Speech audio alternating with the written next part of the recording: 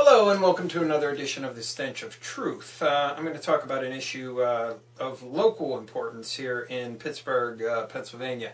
But first, I want to comment on the shooting in Oregon at the mall there with 3 people dead, including the shooter.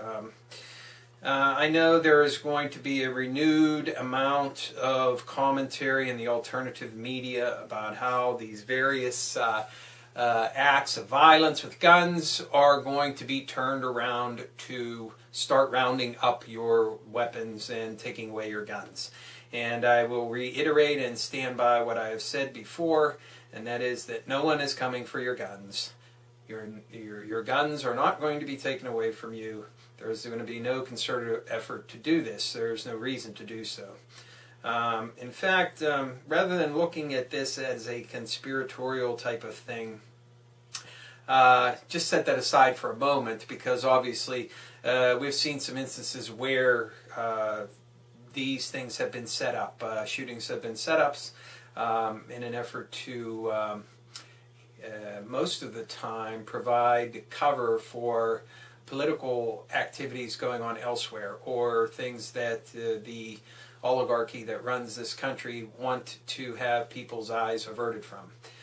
Sad state of affairs, but nonetheless true. But if we look at some of these desperate acts by desperate people and look at it from a purely psychological point of view, we could say that this is symptomatic of a country that has reneged on its obligations to its people, and that people are starting to crack under the strain of economic uncertainty and economic problems.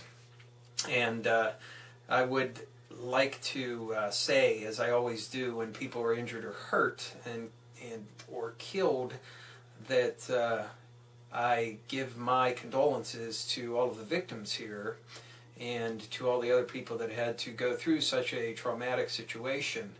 And I would like to think that perhaps looking at the gun issue from a point of view of looking at the people involved and looking at the state of society and the system that is set up now that breeds a sense of hopelessness in people and can lead some to engage in activities like this. And that is not a call on my part in any way to restrict gun ownership, and I certainly do not support that. Any kind of restrictions on that, relying purely on the Second Amendment, of course. But instead of talking about the guns, why don't we talk about the reason why these people might be doing this? And that is the cracking under the strain and the pressure of living in this society where we, as the working class people of this country, are being systematically stripped of everything that we have until we're going to be virtually without the clothes on our backs, and how we are coping with this. And this also is in no way saying that these kind of activities are justified, because they're not. Taking someone else's life is never justified except in the defense of yours, in my view.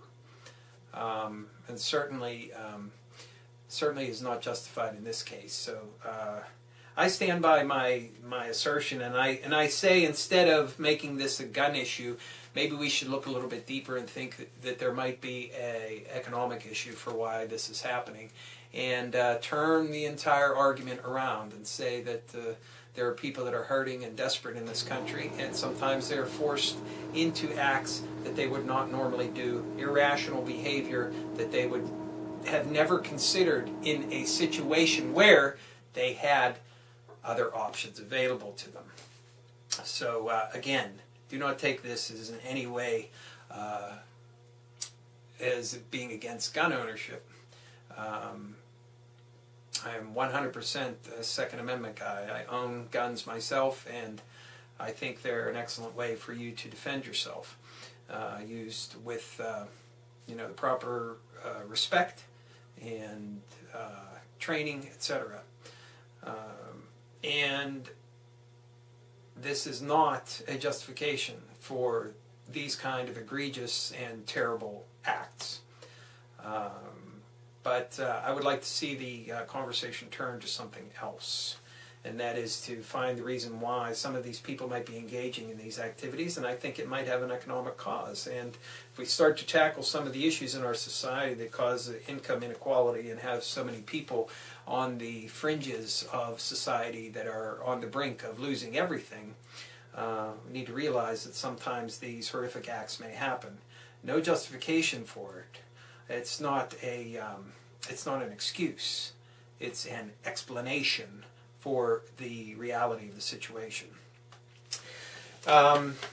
I want to relate to you a story here in Pittsburgh. We have a monopoly virtually in the city of Pittsburgh for health care, and that is UPMC, the University of Pittsburgh Medical Center.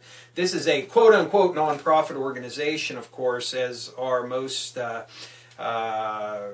healthcare companies like they are structured. And they own a lot of land in the city of Pittsburgh, and they pay no taxes. They enjoy all the benefits of a non-profit organization, and yet every year they have excess income in the tens of millions of dollars. So there is a move right now within the city of Pittsburgh to see if they can overcome their nonprofit status and start taxing these people because of, you know, various things. But that's a side issue. I think they should not be nonprofit because obviously they make a profit. See how much and how quickly UPMC would be happy about being taxed on their profits. If you said to them, you can keep everything you have, your nonprofit status, you don't have to pay any taxes on anything, but when you have $50 million left over at the end of the year, you have to give it to us. You have to give us every excess dollar that you make over your operating costs. And I'll bet you they come running, begging for you to tax them. I bet you. Okay, so anyway, UPMC has an employee who was working in one of their hospitals, and apparently started talking to some people about the fact that she was embarrassed because she had to go to a food bank in order to get enough food to feed her family. In other words, she could not meet all of her obligations at the salary that she was making working for UPMC. So UPMC decided in a compassionate move to set up a food bank for employees located in the hospital itself. And they are asking employees to contribute to the employee food bank to help employees who cannot afford to buy food enough for them and their families. And they were all very proud about this. When they came to the woman to tell them, to tell her that they had set this up, they were very happy about it. They said, "We heard about your problems and we're setting up a food bank here for you." Well, as can be expected, the woman was absolutely furious with them, as I am too, because this is a tacit acknowledgement by UPMC that they do not pay their employees enough to fucking live. And instead of paying their employees more, which is exactly what they should do, especially considering that they have $50 to $100 million in excess income every fucking year for a non-fucking profit.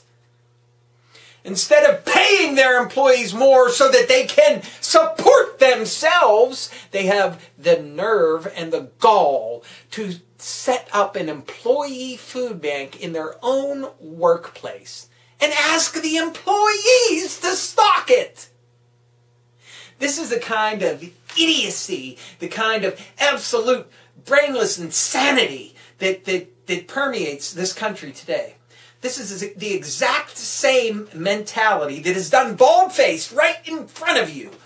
And they don't even, it doesn't even register in their minds that they are a complete lunatic and insane. This is the same mentality that is behind Walmart, who systematically and as an absolute program of running their company deliberately even when they need more people to work for them, even when they need more hours put into work, they will not convert people to full-time, deliberately reduce people's hours to below 30, and tell them to go and get on Medicaid. Because under 30 hours, they don't have to provide health insurance. And even though the health insurance they provide is really crappy, they save some money. And who picks up the tab on that? Medicaid, federal government. Huh. Interesting. I see. Okay, so that's policy of Walmart, and apparently UPMC is such a compassionate organization with their $50 to $100 million every year in excess income. Not profit, by God, no, because we don't want to be paying taxes on all of our hospital land that we own in the city of Pittsburgh. This is the kind of bald-faced lunacy that you see, and it's absolutely disgusting, and it makes me want to puke my fucking guts out. Can you imagine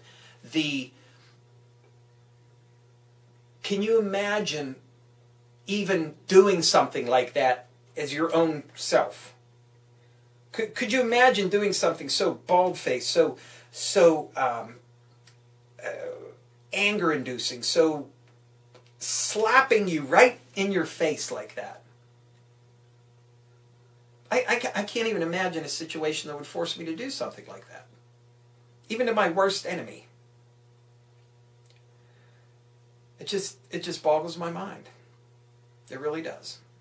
So, if you happen to be in the Pittsburgh area, or if you want to do something, a friend of mine suggested a way to protest this, and that would be to send a crummy can of cream corn to UPMC for their food bank. If you're in the city of Pittsburgh, maybe you can just drop off a bunch of food in their lobby, or maybe make it a little more interesting by, filling up their revolving door or blocking their entrances with boxes and boxes of useless canned goods that nobody wants, as a way of pointing out their absolute Scrooge and lunatic actions. I think that might elicit some kind of response. So that's what I have for today. So thank you and good night.